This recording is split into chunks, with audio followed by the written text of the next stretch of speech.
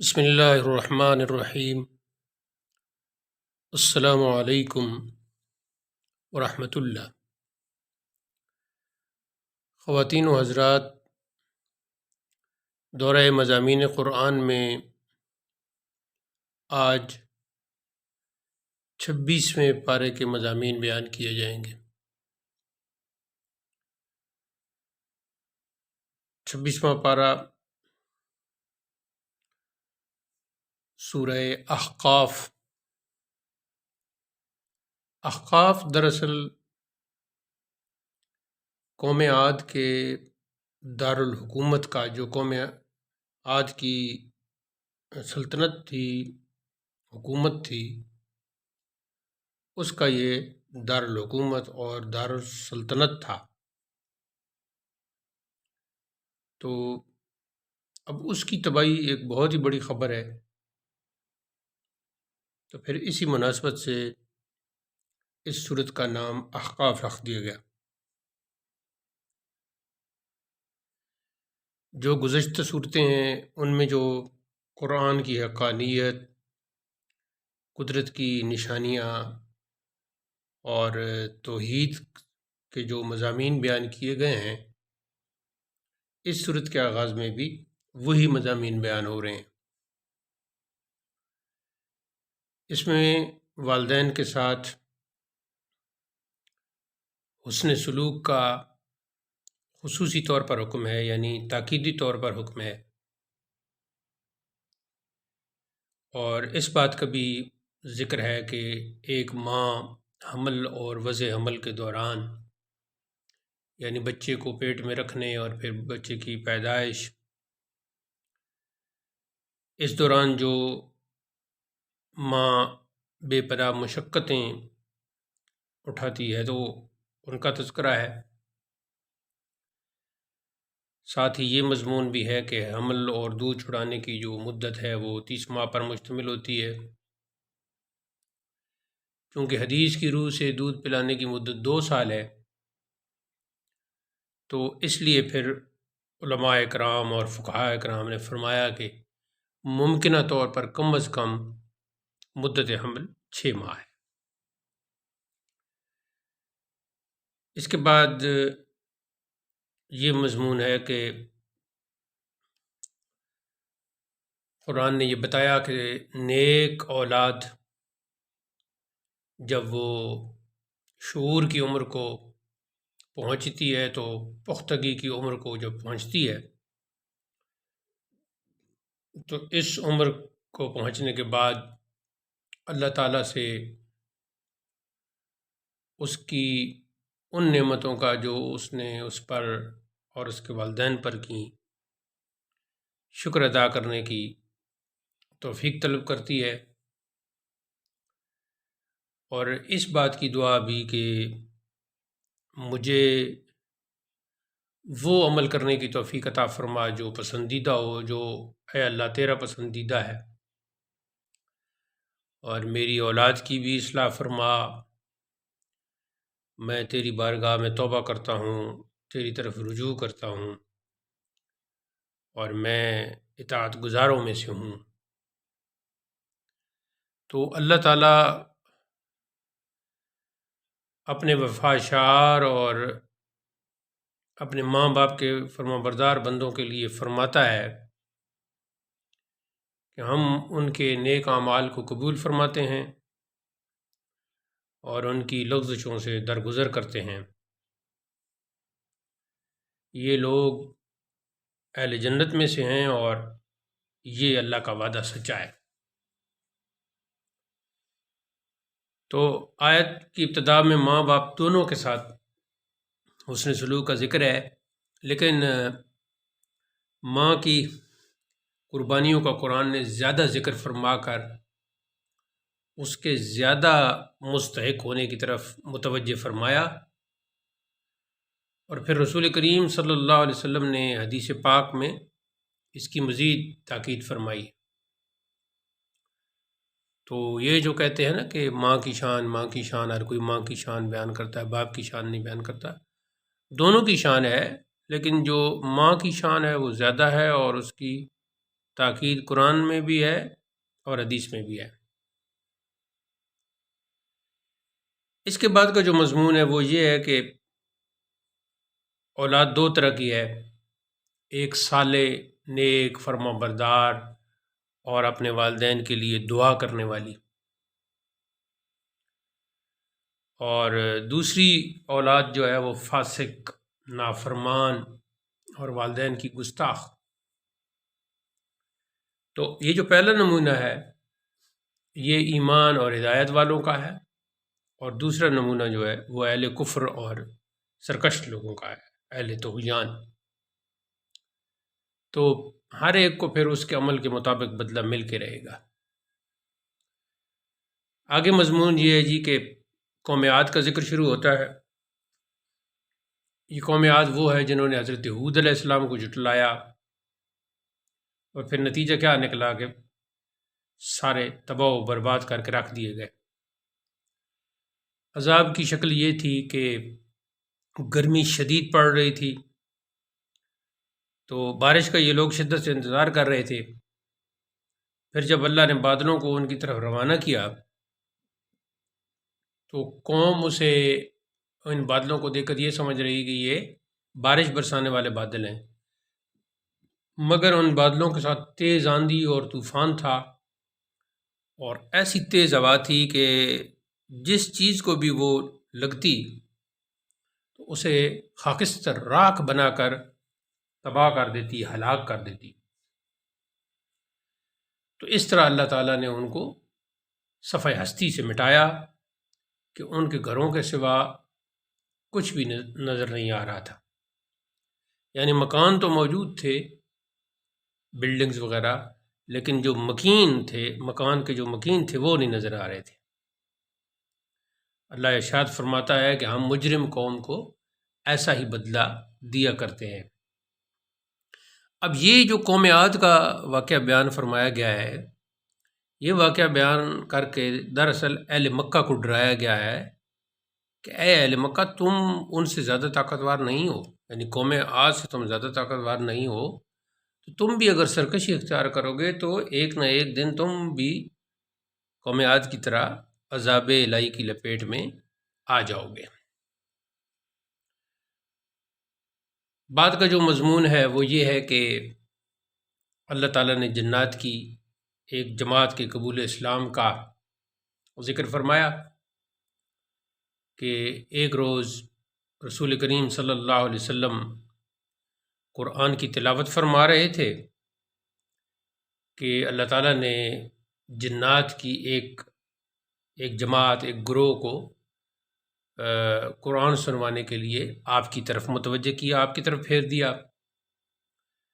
تو وہ جنات کی جماعت جب آپ کے پاس وہ سارے پہنچے تو آ کر کہنے لگے کہ آپس میں کہنے لگے کہ توجہ کے ساتھ سنو۔ پھر جب تلاوت ختم ہو گئی تو وہ اپنی قوم کے پاس اس ارادے سے واپس ہوئے کہ ان کو اللہ کے عذاب سے ڈرا سکے۔ یہ جو ابھی آیتیں سنی تھیں، تو چنانچہ پھر انہوں نے جا کر کہا اپنی قوم سے کہ اے ہماری قوم، ہم نے ایک کتاب کو سنا ہے جو موسیٰ کے بعد نازل کی گئی ہے، جو گزشتہ کتابوں کی تصدیق کرنے والی ہے اور حق اور سیدھے راستے کی طرف رہنمائی کرنے والی ہے۔ تو اے ہماری قوم، یعنی اے جنات کی قوم، اللہ کی طرف بلانے والے کی دعوت کو قبول کرو اور اس پر ایمان لاؤ۔ اللہ تمہارے گناہوں کو معاف کر دے گا اور تمہیں دردناک عذاب سے نجات دے گا، اور جو کوئی اللہ کی طرف دعوت دینے والے کی دعوت کو، اس کے پیغام کو قبول نہیں کرے گا تو پھر زمین میں وہ اللہ کی گرفت سے نہیں بچ سکے گا، اس کے لیے اس کے پاس کوئی پناہ گاہ نہیں ہوگی، جائے پناہ نہیں ہوگی۔ تو یہ جو واقعہ بیان کیا گیا ہے، اس میں دراصل رسول کریم صلی اللہ علیہ وسلم اور آپ کے صحابہ کی تسلی کا سامان کیا گیا ہے، آپ کے ساتھیوں کی، کہ اے محبوب، اگر مشرکین مکہ آپ پر ایمان نہیں لاتے تو کیا ہوا؟ دیکھیے اللہ کی دوسری مخلوقات آپ کی نبوت کی تصدیق کرنے کے لیے موجود ہے۔ اس کے بعد جی سورہ محمد صلی اللہ علیہ وسلم شروع ہوتی ہے۔ تو اس صورت کا نام حضور کے اسم گرامی سے کی مناسبت سے رکھا گیا، آپ کا جو اسم گرامی ہے محمد، تو صورت کا نام بھی وہی رکھ دیا گیا۔ قرآن مجید میں رسول کریم صلی اللہ علیہ وسلم کا اسم گرامی 4 مقامات پر آیا ہے، باقی جگہ جو ہے وہ حضور کے دیگر صفاتی نام ہے۔ ذاتی نام جو آپ کا محمد ہے صلی اللہ علیہ وسلم، یہ 4 مقامات پہ آیا ہے۔ تو اس صورت کو سورہ قتال بھی کہتے ہیں، تو چونکہ اس میں کافروں کے ساتھ اور مشرکوں کے ساتھ قتال اور جہاد کرنے کے احکام اور طریقے بیان کیے گئے ہیں، تو اس لیے پھر اس صورت کو سورہ قتال بھی کہہ دیا جاتا ہے، قتال بمعنی جہاد۔ تو چونکہ غزوہ بدر سے پہلے اسلام کے جو جنگی قانون ہیں، تفصیلی طور پر جنگی قوانین جو ہیں وہ نازل نہیں ہوئے تھے، اور یہ ہدایت نہیں آئی ہوئی تھی کہ جب کوئی جنگ میں قیدی بنا لی جائیں تو پھر جنگی قیدیوں کے ساتھ کیا سلوک کیا جائے۔ تو اس لیے پھر اس سورہ مبارکہ کی جو 4تھی آیت ہے اس میں جہاد کی قانون سازی اور اگر صلح کرنی ہو تو صلح کے متعلق ہدایات بیان فرمائی گئی ہیں کہ جب جنگ ختم ہو جائے اور مسلمانوں کو غلبہ حاصل ہو جائے تو جنگی قیدیوں کے ساتھ 3 طرح کا سلوک کیا جا سکتا ہے۔ انہیں قید کر دیا جائے تاکہ وہ مسلمانوں کو دوبارہ نقصان نہ پہنچا سکیں، یا ان کی اگر اصلاح قبول کرنے کی امید ہو تو پھر ان کی اصلاح کی جائے، یا پھر ان پر احسان کر کے انہیں آزاد کر دیا جائے، یعنی کہ اس امید پر کہ وہ ان کی اصلاح ہو سکے گی، یا پھر یہ ہے کہ فدیہ لے کر ان کو چھوڑ دیا جائے۔ بات کا مضمون یہ ہے کہ اللہ تعالیٰ نے اب اپنی ذات کے منکرین کے بارے میں کہا کہ یہ جو منکر ہیں، یہ جو اہل کفر، ان کا رہن سہن اور کھانا بالکل جانوروں کے کھانے کی طرح ہے، اور ان کا ٹھکانہ جہنم ہے۔ کہ مطلب جس طرح جانور حلال اور حرام کی تمیز کیے بغیر کھاتے ہیں، اسی طرح کافر بھی حلال اور حرام کی تمیز کیے بغیر کھاتے ہیں۔ تو اللہ تعالیٰ نے ان ایسے کافروں کے لیے، ایسے لوگوں کے لیے جہنم کے جو دہکتے ہوئے انگارے ہیں ان کو تیار کر رکھا ہے۔ پھر یہ مسلمانوں کو، اہل ایمان کو نصیحت کی جا رہی ہے کہ اے ایمان والو، تم اللہ کے دین کی مدد کرو گے تو اللہ تمہاری مدد فرمائے گا اور تمہارے قدم جما دے گا، تمہیں ثابت قدم بنا دے گا۔ ذرا دنیا میں چلو پھرو، دیکھو کہ مجرمین کا کیا انجام ہوا ہے، مجرمین کا انجام چل پھر کر دیکھ لو، کتنی ہی بستیاں تم سے زیادہ شان و شوکت والی، جاہ و حشمت والی، طاقت و قوت والی تھیں، لیکن ہم نے انہیں ہلاک کیا اور کوئی بھی ان کی مدد کو نہ آ سکا۔ آیت نمبر 15 سے جو مضمون شروع ہو رہا ہے وہ ہے جی اہل تقویٰ کے لیے جنت کی نعمتوں اور اس کے جو حسین مناظر ہیں ان کو بیان کیا گیا ہے کہ جنت کی نہروں میں ایسا شفاف اور تازہ پانی ہوگا جو بدبو مارنے اور سڑنے سے بالکل محفوظ ہوگا، اور دودھ جیسی نہریں ہوں گی، ان کا ذائقہ بھی نہیں بدلے گا۔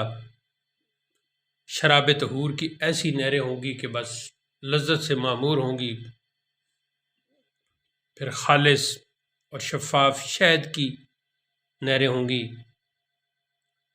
مزید یہ کہ ہر طرح کے پھل دستیاب ہوں گے، اور رب کی طرف سے مغفرت کا مجدہ، مغفرت کی خوشخبری ہوگی۔ اس کے بعد اللہ تعالیٰ نے عقل سلیم یعنی انسان کی عقل سلیم کو مخاطب کر کے فرمایا کہ کیا یہ جو جن کا ذکر کیا گیا ہے عالی مرتبت لوگ، ان کی تقلید کی جائے یا ان کی راہ پر چلا جائے جو ہمیشہ جہنم میں رہیں گے، یعنی ان اہل جنت کی تقلید کی جائے یا ان کی راہ پر چلا جائے جو دائمی طور پر جہنم میں رہیں گے، اور پھر انہیں جہنم کی آگ میں کھولتا ہوا پانی پلایا جائے گا اور جو ان کی آنتوں کو کاٹ کر رکھ دے گا۔ فرمایا گیا کہ بعض منافقین ایسے ہیں کہ آپ کی مجلس میں بیٹھ کر قرآن سنتے ہیں، مگر بعد میں دوسروں سے کہتے پھرتے ہیں کہ آج کیا بات بیان کی گئی، تو یہ کیا مطلب ہے کہ ان کا مقصد ان کا تعریض کرنا ہوتا ہے، اعراض کرنا ہوتا ہے، یعنی انہیں اگر آج سمجھ میں نہیں آ رہا ہے تو کیا قیامت کے دن سمجھیں گے؟ مومنین تو قرآن کی آیتوں اور قرآن کی صورتوں کے نزول کے خواہش مند رہتے ہیں، آرزو مند رہتے ہیں، متمنی رہتے ہیں، اور پھر قرآن نازل ہو کر ان کی تمنا پوری کر دیتا ہے۔ مگر یہ جو منافق ہیں، ان منافقین کا حال یہ ہوتا ہے کہ جب آیات قرآنیہ جہاد کا حکم لے کر اترتی ہیں تو پھر ان کا نفاق جو ہے وہ کھل کر سامنے آ جاتا ہے۔ تو یہ پھر موت کا جو خوف ہے نا، اس سے یہ لوگ مرے چلے جاتے ہیں۔ یہ لوگ ظاہری طور پر اطاعت اور فرمان برداری کے دعوے تو کرتے ہیں، مگر اصل حقیقت یہ ہے کہ یہ معاشرہ میں فساد پھیلانا چاہتے ہیں اور قطع رحمی کے ایک قسم کے دائی ہے، بلکہ دائی ہیں، قطع رحمی کے یہ دائی ہے۔ تو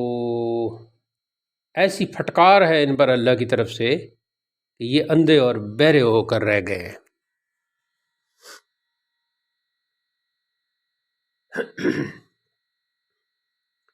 آخر میں یہ ارشاد فرمایا کہ جہاد اور قتال اور انفاق فی سبیل اللہ، ان کی اہمیت کو واضح کیا کہ ان کی غیر معمولی اہمیت ہے۔ تو ارشاد فرمایا کہ اگر تم جہاد سے، قتال سے، انفاق کے فی سبیل اللہ سے منہ پھیرو گے تو اللہ تعالیٰ تمہاری جگہ اور لوگوں کو لے آئے گا، پھر وہ تمہاری طرح نہیں ہوں گے، یعنی وہ جہاد کرنے والے ہوں گے اعلائے کلمت الحق کے لیے، یعنی اللہ کے کلمہ، اللہ کے فرمان کو بلند کرنے کے لیے، اس کو نافذ کرنے کے لیے، اعلائے کلمت الحق یعنی اللہ کے نظام کو نافذ کرنا، تو اس کے لیے وہ جہاد کریں گے اور دین اسلام کو باقی جتنے بھی ادیان ہیں ان پر غالب کر کے پھر وہ چھوڑیں گے۔ تو اس مضمون پر یہ صورت ختم ہوتی ہے۔ آگے جی سورہ فتح کا آغاز ہوتا ہے،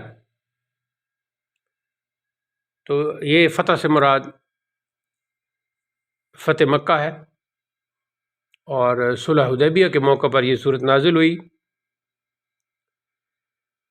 تو وہ صلح حدیبیہ دراصل فتح مکہ کی ہی ابتدا تھی، یعنی تمہید تھی، تو وہ خود ایک یعنی کامیابی تھی، تو پھر اس لیے اس صورت کو فتح کا نام دے دیا گیا۔ جب یہ صورت نازل ہوئی تو رسول کریم صلی اللہ علیہ وسلم نے ارشاد فرمایا کہ آج شام مجھ پر ایسی صورت نازل ہوئی جو مجھے دنیا اور وما فیہا، جو کچھ دنیا میں ہے، دنیا وما فیہا سے زیادہ پیاری ہے، زیادہ محبوب ہے۔ اس کے بعد پھر آپ نے سورہ فتح کی جو ابتدائی آیات ہیں ان کا حصہ تلاوت فرمایا۔ سورہ فتح کی ابتدا میں جو مضمون ہے وہ یہ ہے کہ اے محبوب، بے شک ہم نے آپ کے لیے اسلام کی روشن فتح اور غلبہ کا فیصلہ فرما دیا ہے، تاکہ آپ کی خاطر اللہ آپ کی امت کے ان تمام افراد کی اگلی اور پچھلی خطائیں معاف فرما دے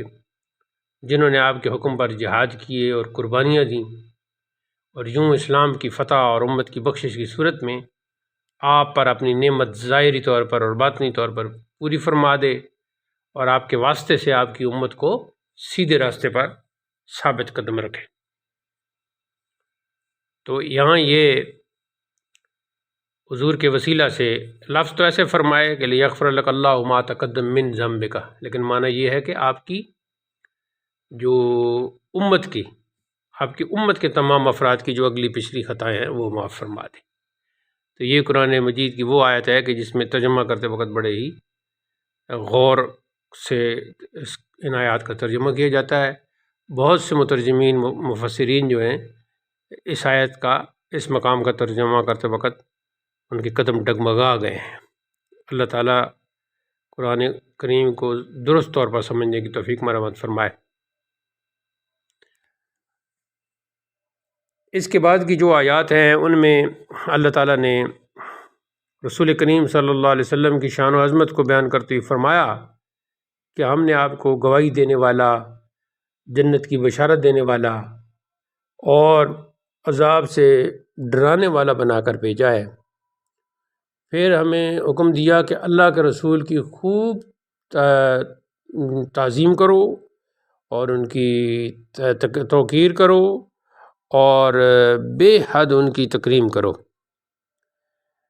اب یہ جو سورت کے مضامین ہیں، یہ ان تمام مضامین کا خلاصہ وہ بہتر طور پر جاننے کے لیے اور سمجھنے کے لیے ضروری ہے کہ صلح حدیبیہ کا جو پس منظر ہے وہ ذہن نشین کر لیا جائے۔ تو اس میں خلاصتاً یہ ہے کہ رسول کریم صلی اللہ علیہ وسلم اپنے 1400 جانثاروں کے ہمراہ عمرے کے ارادے سے مکہ روانہ ہوئے۔ جب منزل قریب آئی تو کافروں نے رسول کریم صلی اللہ علیہ وسلم کو مکہ میں داخل ہونے سے روک دیا۔ تو پھر آپ نے مذاکرات کرنے کے لیے اس مرحلہ پر حضرت عثمان بن عفان کو روانہ فرمایا۔ تو جب وہ ذرا ان کی واپسی میں تاخیر ہو گئی تو یہ افواہ پھیل گئی کہ جناب عثمان غنی رضی اللہ تعالیٰ عنہ کو شہید کر دیا گیا ہے۔ اب اس موقع پر رسول کریم صلی اللہ علیہ وسلم نے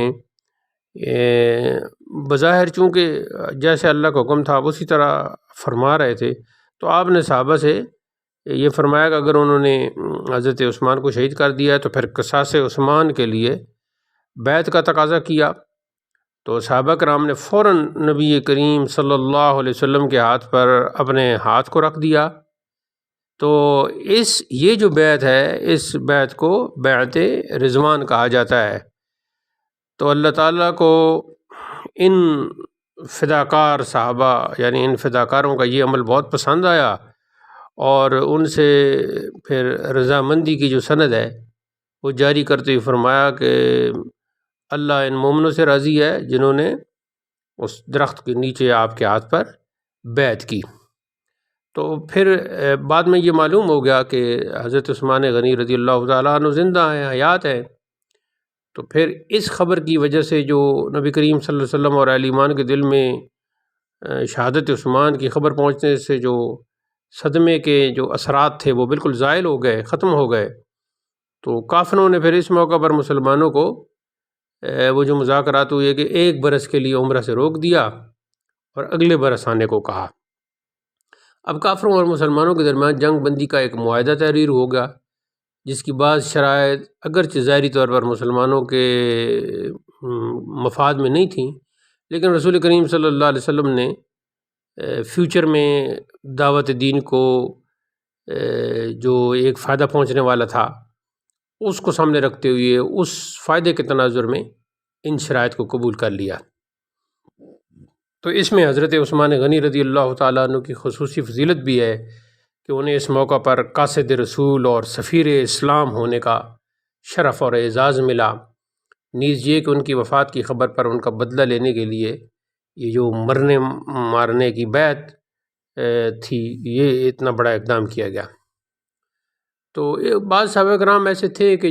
جن کو عمرہ نہ کرنے کا ایک ملال تھا اور صلح حدیبیہ کی جو شرائط ہیں ان کا دکھ بھی تھا، تاہم اللہ تعالیٰ کے حبیب کے فیصلے کے سامنے تمام صحابہ نے اپنا سر تسلیم خم کر دیا، سر تسلیم خم کر دیا۔ تو رسول کریم صلی اللہ علیہ وسلم پھر صحابہ کی ہمراہی میں واپس تشریف لا رہے تھے، تو پھر اللہ تعالیٰ نے آپ کو فتح مبین کی خوشخبری دی، اور یہ جو آیات ہیں ان کے نزول کے بعد رسول کریم صلی اللہ علیہ وسلم کے جو غمگین غمزدہ صحابہ تھے ان کے دل بھی خوشی سے معمور ہو گئے۔ تو اس جنگ بندی کی وجہ سے تبلیغ اسلام کے مواقع بھی پیدا ہو گئے، اور مسلمانوں کو منظم کرنے کا بھی موقع مل گیا، اور صرف 2 برس کے مختصر عرصے میں مسلمانوں کو فتح مکہ جیسی عظیم کامیابی بھی حاصل ہو گئی۔ تو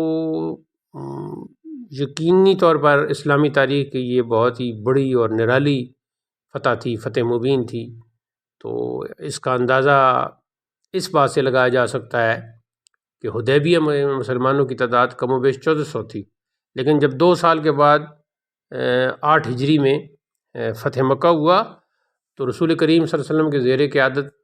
جو لشکر تھا صحابہ کرام کا، مجاہدین کا، تو ان کی تعداد 10,000 تھی۔ تو پھر کہاں 1400 اور کہاں 10,000۔ تو یہ انقلاب دراصل اس معاہدہ امن کی وجہ سے برپا ہوا کہ جب وہ مصالحت کے بعد مشرکین نے مسلمانوں کے ساتھ میل جول اور معاملات شروع کیے، تو پھر مسلمانوں کا جو کردار کی پختگی اور زبان و بیان کی سچائی اور دامن کی عفت و عصمت اور پھر معاملات میں پاکیزگی، تو یہ سارے وہ امور تھے کہ جنہوں نے مشرکوں کو، ان مشرکین کو یہ سوچنے پر مجبور کر دیا کہ آخر وہ کون سی پوشیدہ قوت ہے، مخفی قوت ہے، جس نے کل کے شرابیوں کو، رہزنوں کو، ڈاکوؤں کو، چوروں کو زاہد اور پارسا بنا دیا ہے۔ ظاہر ہے یہ قوت جو ہے، یہ پوشیدہ قوت صرف ایمان کی تھی۔ تو اس حقیقت کو سمجھ لینے کے بعد ان کی گردنیں پھر خود بخود اسلام کے سامنے جھک گئیں، اور پھر بعد میں صحابہ کرام کی خوبیوں کا، امتیازی خوبیوں کا بیان ہے، اور اسی مضمون پر پہ یہ صورت ختم ہوتی ہے کہ وہ آپس میں بڑے رحم دل ہیں لیکن کافروں کے مقابلے میں بڑے سخت گیر ہیں، اور یہ سارے کے سارے جو ہیں اللہ کی رضا کے طالب ہیں۔ اس کے بعد سورہ حجرات کا آغاز ہوتا ہے، اور سورہ حجرات جیسا کہ اس کے نام میں بھی اشارہ مل رہا ہے، حجرہ کے معنی گھر کے ہوتے ہیں یا کمرہ کے ہوتے ہیں۔ تو چونکہ اس میں ان بدوؤں اور بعض دیہاتیوں کا ذکر ہے کہ جو ادب کے سے ناآشنا تھے، اور ناآشنائے ادب ہونے کی وجہ سے رسول کریم صلی اللہ علیہ وسلم کو ایک دیہاتیوں کا جو لہجہ ہوتا ہے اس لہجے میں کمرے سے باہر آنے کی آوازیں دیا کرتے تھے، تو اس لیے پھر اس کا نام حجرات رکھ دیا گیا۔ اور ساتھ ہی چونکہ اس میں اخلاق حسنہ، اخلاق فاضلہ، اخلاق حمیدہ، اخلاق حسنہ اور مکارم عالیہ،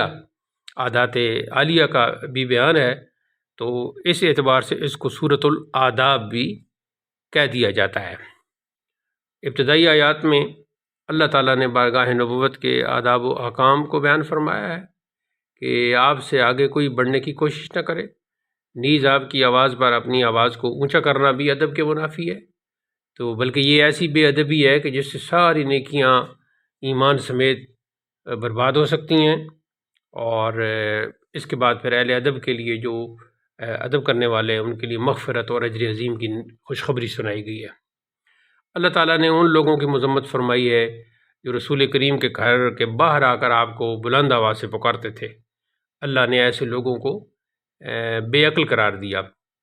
تو صحابہ کرام رسول کریم صلی اللہ علیہ وسلم کے دنیا سے پردہ فرما جانے کے بعد بھی آپ کی مسجد میں آواز کو بلند کرنے کو برا جانتے تھے۔ حضرت عمر فاروق رضی اللہ تعالیٰ عنہ نے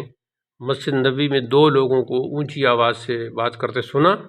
تو ان کو متوجہ کر کے پوچھا کہ تم کہاں کے رہنے والے ہو؟ تو انہوں نے کہا کہ ہم تو طائف کے رہنے والے۔ تو آپ نے فرمایا کہ اگر تم مدینہ کے ہوتے تو میں تمہاری سرزنش کرتا، تمہاری پٹائی کرتا۔ پھر یہ جو دوسرا رکوع شروع ہوتا ہے اس صورت کا، تو اس میں اخلاقیات کی اعلیٰ تعلیم دی گئی ہے، خصوصاً یہ کہ مسلمان مرد اور مسلمان عورت ایک دوسرے کا مذاق نہ اڑائیں، ایک دوسرے کی عیب جوئی نہ کریں، ایک دوسرے کو برے ناموں سے نہ پکاریں، ایک دوسرے کے بارے میں بدگمانی نہ کریں، جو دوسروں کے چھپے ہوئے حالات ہوتے ہیں، پوشیدہ احوال ہوتے ہیں، ان کا سراغ مت لگائیں، جاسوسی مت کریں، ایک دوسرے کی غیبت نہ کریں، اور پھر غیبت کو اتنا گھناؤنا جرم قرار دیا کہ گویا یہ اپنے مردہ بھائی کا گوشت نوچنا ہے، گوشت کھانا ہے۔ یہ بھی فرمایا گیا کہ انسانیت کی اصل ایک ہی ہے، یعنی سب آدم علیہ السلام اور حوا علیہ السلام کی اولاد ہیں، اور یہ قبائل اور یہ برادریاں یہ کوئی فخر کرنے کے لیے اور تفاخر کے لیے نہیں ہوتی، بلکہ یہ تو تعارف کے لیے ہوتی ہیں۔ تو باہمی تعلقات کی جو خرابی ہے اس کا ایک بڑا سبب یہ بھی کہ حسب نسب اور مال دولت پر غرور اور فخر کرنا ہوتا ہے۔ تو اس لیے اس صورت میں اس بات کی یعنی اس کی جڑی کاٹ دی گئی اور بالکل دو ٹوک فرما دیا گیا کہ قوم، قبیلہ، ذات پات اور یہ کاسٹ اور یہ رنگ و نسل، یہ سب غیر اختیاری چیزوں میں سے کوئی چیز بھی انسان کو اللہ کے یہاں محبوب نہیں بنا سکتی، مکرم اور معزز نہیں بنا سکتی، بلکہ اللہ کے یہاں جو عزت ہے، جو کرامت ہے اور جو محبوبیت ہے، اس کا معیار صرف اور صرف تقویٰ ہے۔ اس کے بعد سورہ قاف کا آغاز ہوتا ہے۔ یہ مکی صورت ہے اور اس میں توحید، رسالت اور پھر مرنے کے بعد جو دوبارہ زندہ ہونا ہے، تو یہ تینوں عقیدے، عقیدہ توحید، عقیدہ رسالت اور عقیدہ بعث بعد الموت، ان تینوں عقیدوں کو بڑی آب و تاب کے ساتھ بیان کیا گیا ہے، اور ایک دفعہ پھر اللہ تعالیٰ کی جو قدرت کی نشانی ہے ان کا بیان ہے، یعنی آسمانوں کی رفعت اور یہ سورج اور یہ چاند اور یہ ستارے اور کواکب النجوم سے یعنی آسمان کا مزین ہونا، اور پھر ان میں کسی قسم کا کوئی شگاف، کوئی سوراخ نہ ہونا، پھر زمین کی وسعت اور بلند و بالا پہاڑ، اور جو ایک قسم کے زمین کو انہوں نے ٹھہرایا ہوا ہے، پھر آسمان سے بارش کا برسنا، پھر طرح طرح کا اناج اور پھل پھول اور باغات کا اگانا، مردہ زمین کو زندہ کر دینا، تو یہ سارے مضامین ہیں۔ اس کے بعد کی جو آیت ہے اس میں یہ ہے کہ اللہ انسان کا خالق ہے تو اس کی شاہ رگ سے بھی زیادہ قریب ہے، اور ظاہری اعمال تو درکنار اس کے دل و دماغ میں، یعنی انسان کے دل و دماغ میں پیدا ہونے والے جو وسوسے ہیں، خیالات ہیں اور جو قلبی واردات ہیں، ان کو بھی وہ اللہ تعالیٰ جانتا ہے۔ تو اس میں انسان کو اس کی جو ذمہ داری ہے اس کا احساس دلایا جا رہا ہے، یعنی اس سے کوئی چیز پوشیدہ نہیں ہے۔ تو ہر انسان کے ساتھ جو ہے دو فرشتے مقرر ہیں جو اس کے اعمال اور اس کے اقوال، یعنی جو کچھ وہ گفتگو کرتا ہے، کی نگرانی کرتے رہتے ہیں۔ تو جب موت آئے گی تو وہ انسان کے اعمال نامہ کو لپیٹ دیں گے، اور پھر اسے میدان حشر میں اپنے ان تمام اعمال کا حساب اور جواب دینا ہوگا۔ اس کے بعد پھر کائناتی ثبوت پیش کی گئے جی توحید پر، اور ان تمام واقعاتی حقائق اور شواہد سے، اور پھر رسالت کے پر واقعاتی حقائق، تو یہ استدلال کر کے بتایا گیا ہے کہ انبیاء اور جتنے بھی رسول ہیں